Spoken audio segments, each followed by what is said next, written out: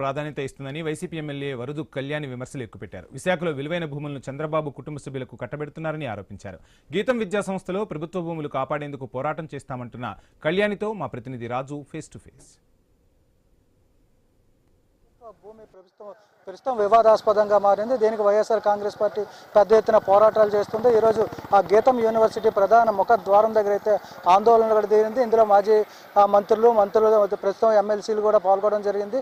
అసలు ఈ వివాదం ఏంటి, దీని మీద ఎలాంటి పోరాటాలు చేస్తారో తెలుసుకునే ప్రయత్నం చేద్దాం. మనతో పాటు ఎమ్మెల్సీ వరద కళ్యాణి గారు. మేడం గారు, ఇప్పుడు చేస్తున్నటువంటి ఈ గీతం భూములు ఏవైతే ఉన్నాయో వాటిని స్వాధీనం చేసుకోవడానికి జరుగుతున్నట్టు కుట్రలో మీరు దాన్ని ఆపాలని చెప్పి చూస్తున్నారు. అసలు వివాదం ఏంటి?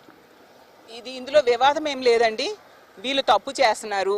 ప్రభుత్వ భూమిని ఒకవైపు ఆ భూమిని కబ్జా చేశారు. కబ్జా చేసిన దాన్ని గతంలో జగన్మోహన్ రెడ్డి గారి ప్రభుత్వంలో దాన్ని ప్రభుత్వం స్వాధీనం చేసుకుంది. మళ్ళీ కూటమి అధికారంలోకి వచ్చాక వీళ్ళేమో దాన్ని స్వాధీనం చేసుకొని ఇప్పుడు ఏకంగా జీవీఎంసీ కౌన్సిల్ చివరి సమావేశం రేపు 30వ తేదీ జరగబోతుంది. దానిలో తీర్మానమే పెట్టేశారు, ఎజెండాగా పెట్టేసి. అంటే ఎంత దారుణం! వీళ్ళకి ఈ విశాఖపట్నం ప్రజలు అధికారం ఇచ్చారు దోచుకోవడానికా నేను అడుగుతూ ఉన్నాను. ఇతనికి 5 లక్షల ఓట్ల మెజారిటీ ఈ ఎంపీ భరత్ గారికి ఇచ్చారు. అంటే ఈ 5,000 కోట్ల భూమిని దోచుకోవడానికా నేను అడుగుతున్నాను. ఈ ఎంపీ గారు ఎవరు? చంద్రబాబు నాయుడు గారి సొంత కుటుంబ సభ్యుడు, లోకేష్ గారి తోటల్లుడు, బాలకృష్ణ గారి సొంత అల్లుడు. అంటే ఒక బాధ్యతాయుతమైన పదవిలో ఉన్న ఎంపీ గారు ఈరోజు ఈ విధంగా 5,000 కోట్ల భూమిని దోచుకుంటారా? ఎంతవరకు న్యాయం ఉందండి? ఇదే విశాఖపట్నంలో పేదవాళ్ళు చిన్న చిన్న గుడిసెలు వేసుకుంటే ప్రభుత్వ భూమిలో చిన్న 1/2 సెంటు 1/2 సెంట్లో బుల్డోజర్స్ని పెట్టి తొలగించిన పరిస్థితి మనం చూసాము.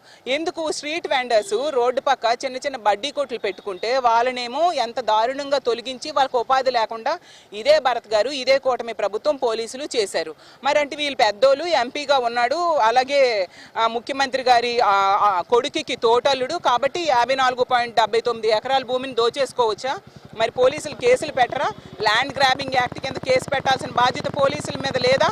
కలెక్టర్ గారి మీద లేదా? జీవీఎంసీ కమిషనర్ గారి మీద లేదా అని నేను అడుగుతూ ఉన్నాను. చంద్రబాబు నాయుడు గారేమో ఇది ఫైనాన్షియల్ క్యాపిటల్ చేస్తానని చెప్పారు.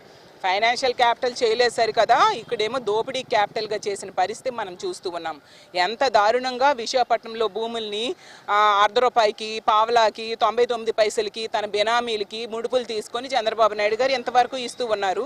ఇప్పుడు తన సొంత కుటుంబ సభ్యులే ఈ విధంగా 5,000 కోట్ల రూపాయల ఆస్తుల్ని దోచేస్తూ ఉంటే అలా నిమ్మకు నీరెత్తినట్టుగా చూస్తూ సహకరిస్తూ ఉండే పరిస్థితి చూస్తూ ఉన్నాం. గతంలో మా జగన్మోహన్ రెడ్డి గారు ఏం చేశారు? ఇదే రిషికొండలో ప్రభుత్వ భూమిలో ప్రభుత్వ భవనాలు కట్టారు. దానికేమో నానా యాగి చేసేసి ఇదే చంద్రబాబు నాయుడు గారు, పవన్ కళ్యాణ్ గారు, లోకేష్ గారు, కూటమిలో ఉన్న నాయకులందరూ హడావుడి చేశారు, రచ్చ చేశారు ఏదో తప్పు జరిగిపోయినట్టుగా. అదేమైనా జగనానికి వచ్చిందా? ప్రభుత్వం దగ్గరే ఉండిపోయింది కదా. దానికి ఎదురుగానే ఎంత ల్యాండ్ 54.79 ఎకరాలంటే తక్కువ అండి. 5,000 కోట్ల విలువైన ఆస్తిని తన కుటుంబ సభ్యుడు దోచేస్తూ ఉంటే ఎందుకు చూస్తూ ఊరుకుంటున్నారు? ఇదే పవన్ కళ్యాణ్ గారు ఈరోజు విశాఖపట్నంలో ఉన్నారు. ఆ రోజేమో గేటులు దూకారు, ప్రహరీలు దూకారు, కొండలు ఎక్కారు. మరి అదే పని ఇప్పుడు చెయ్యాలి కదా. మీ కూటమిలో ఉన్న నాయకుడు ఈ విధంగా చేస్తుంటే అడ్డుకోవాలి కదా. మీకు ఎందుకు పదవులు ఇచ్చారు ప్రజలు? ఒక మహిళా మేయర్ని అన్యాయంగా, ఒక బీసీ మహిళా మేయర్ని డబ్బులు ఇచ్చి కార్పొరేటర్స్ కొని వీళ్ళు దించేశారు. దానికి కారణం ఏంటో ఈ రోజు ఈ విశాఖపట్నం ప్రజలకు అర్థమైంది. దీన్ని మేము తీవ్రంగా ఖండిస్తూ ఉన్నామండి. గతంలో ఈ భూముల మీద కూడా కోర్టులో వివాదం నడుస్తుంది. కోర్టులో కేసు ఉంటుండగానే ఇప్పుడు జీవీఎంసీ కౌన్సిల్ మీటింగ్ లో పెట్టడం జరుగుతుంది. మీరు ఎలా అడ్డుకుంటారు దీన్ని? మేము రేపు కౌన్సిల్లో కూడా తీర్మానం ఆమోదం కాకుండా మేము పూర్తిగా నిరసన కార్యక్రమం చేయబోతూ ఉన్నాము. దాన్ని మేము ఎట్టి పరిస్థితిలో ఊరుకోము. అది ప్రజల ఆస్తి అండి. ప్రజలకి చెందాల్సిన ఆస్తిలో ఈ విధంగా చేయడం ఎంతవరకు సమంజసం? ఇది చాలా దారుణంగా వీళ్ళు ప్రవర్తిస్తూ ఉన్నారు. అసలు జగ్పాల్ సింగ్ కేసులో సుప్రీంకోర్టు తీర్పు ఇచ్చింది. స్థానిక సంస్థల ఆధీనంలో ఉన్న భూములు ఎట్టి పరిస్థితుల్లో ప్రభుత్వ ఆధీనంలో ఉన్న భూములు ప్రైవేట్ సంస్థలకు ఇవ్వకూడదు అని చెప్పి. ఎలా వీళ్ళు ఇచ్చేస్తారు? అధికారులకు భయం లేదా? న్యాయస్థానాలంటే గౌరవం లేదా? మీరు చేస్తున్న నిరసన నేపథ్యంలోనే ఎంపీ గారు మాట్లాడుతూ కూడా ఇది మా ఆధీనంలో ఉన్న భూమి కాబట్టి మీరు తీసుకుంటే తప్పేంటని ఒక దగ్గర వ్యాఖ్య చేయడం జరిగింది. ప్రతి ఒక్కరు కూడా ఈ రాష్ట్రంలో ఉన్న వాళ్ళు 5 ఎకరాలు 10 ఎకరాలు 20 ఎకరాలు కబ్జా ముందు చేసేసి తర్వాత చక్కగా రెగ్యులరైజేషన్కి ఏమో కౌన్సిల్లోని పంచాయతీల్లో తీర్మానం పెట్టేసుకొని చేసేస్తే ఇంకా ప్రభుత్వ ఆస్తులు ఏమైనా మిగులుతాయా? ప్రజలకు ఆస్తి ఏమైనా ఉంటుందా? ప్రజలేమో అద్దెళ్లలోని చిన్న చిన్న షెడ్డల్లోని బ్రతకాలి. వీళ్ళు మాత్రం ఎన్ని ఎకరాలు ఇన్ని వేల కోట్ల ఆస్తులు దోచేస్తారా? చూస్తూ ఊరుకుంటామా? మా వైఎస్ఆర్ కాంగ్రెస్ పార్టీ ఎప్పుడు ప్రజల తరపున పోరాటం చేసే పార్టీ. మేము పోరాటం ఎంతవరకు తీసుకెళ్తారు?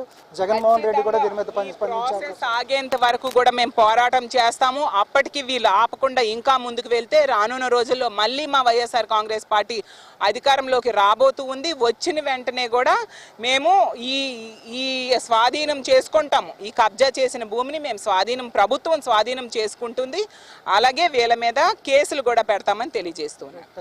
ఇది మొత్తంగా చూసుకుంటే ఏదైతే గత కొన్నేళ్లుగా వివాదాస్పదంగా సాగుతున్నటువంటి ఈ 57 ఎకరాల భూమి మీద అయితే వైఎస్ఆర్ కాంగ్రెస్ పార్టీ ఆందోళన చేస్తున్న నేపథ్యంలో దీని పోరాటం ఉధృతం చేస్తాము. గతంలో చేసినటువంటి అధికారంలో వైఎస్ఆర్ కాంగ్రెస్ పార్టీ ఉన్నప్పుడు దీనికి ఎదురుగానే కట్టినటువంటి ప్యాలెస్ల మీద నానా యాగి చేసినటువంటి చంద్రబాబు నాయుడు, పవన్ కళ్యాణ్ కూడా ఈరోజు ఆ గీతం భూముల మీద ఎందుకు స్పందించడం లేదు? ఈ పోరాటం ఎంతవరకైనా తీసుకెళ్తామని చెప్పి వరద కళ్యాణి తెలియజేస్తున్న పరిస్థితి.